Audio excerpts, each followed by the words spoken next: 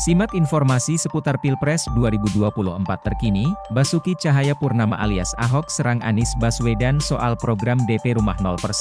Cek survei Capres 2024 Jakarta. Pasangan calon 01 sulit menang mudah. Lantaran pertarungan elektabilitas kian sengit.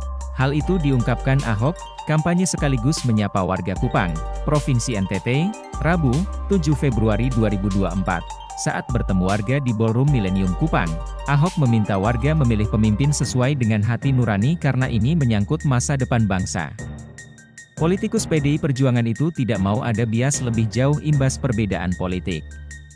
Ahok lalu mengingatkan warga tidak boleh memilih calon pemimpin yang suka menipu. Ahok lalu menjelaskan program itu sembari tertawa.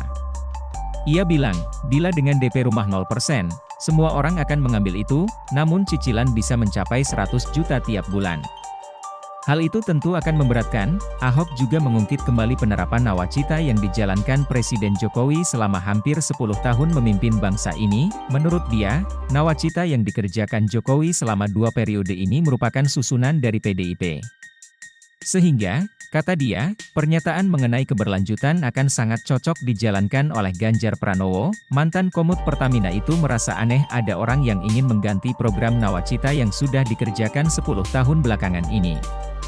Baginya itu sesuatu bahaya. Dia berpesan ke masyarakat untuk memberikan hak pilihnya secara jujur berlandaskan asas pemilu. Ia tidak mau ada tekanan yang bermuara ke masyarakat. Dia tidak mau masyarakat ditipu dengan gimik yang justru hanya bualan semata. Ahok lalu menyebut dirinya belum bisa mengikuti kampanye bersama Ganjar Pranowo dan Mahfud MD karena tidak masuk dalam tim kampanye nasional. Persaingan Jakarta sengit. Berikut hasil survei elektabilitas Capres 2024 terkini. Perebutan suara warga DKI Jakarta kian ketat jelang pencoblosan Pilpres 2024. Dominasi Anies Cak Imin mulai runtuh oleh rival politiknya di Pilpres 2024.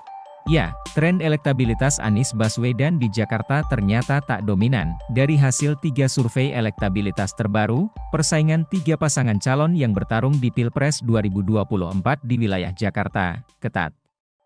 Lantas, siapa capres terkuat di Jakarta?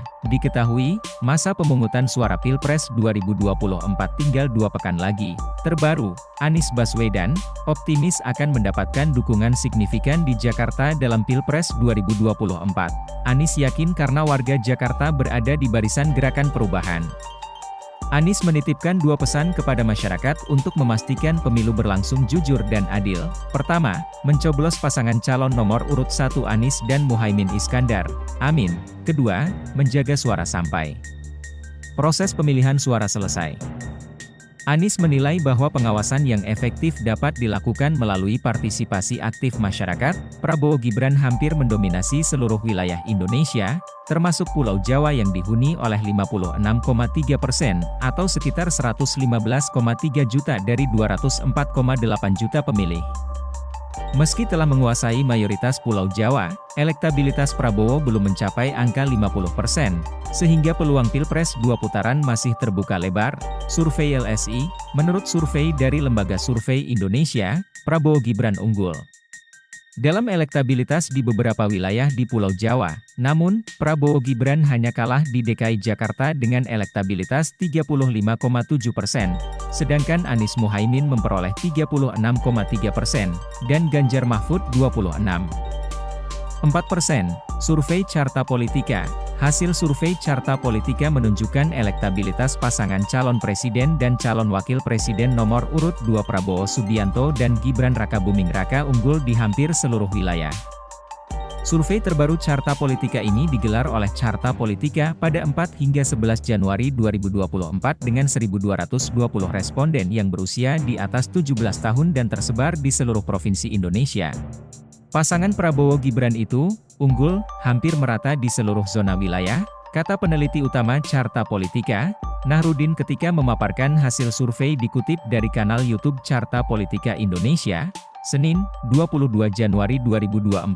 Hasil survei mengungkap Prabowo dan Gibran unggul di wilayah Sumatera, DKI Jakarta, Banten, Jawa Barat, Jawa Timur, Bali, NTB, NTT, Kalimantan, Sulawesi, Maluku, dan Papua. Namun, Prabowo Gibran masih kalah di wilayah Jawa Tengah, Jateng, dan Daerah Istimewa Yogyakarta.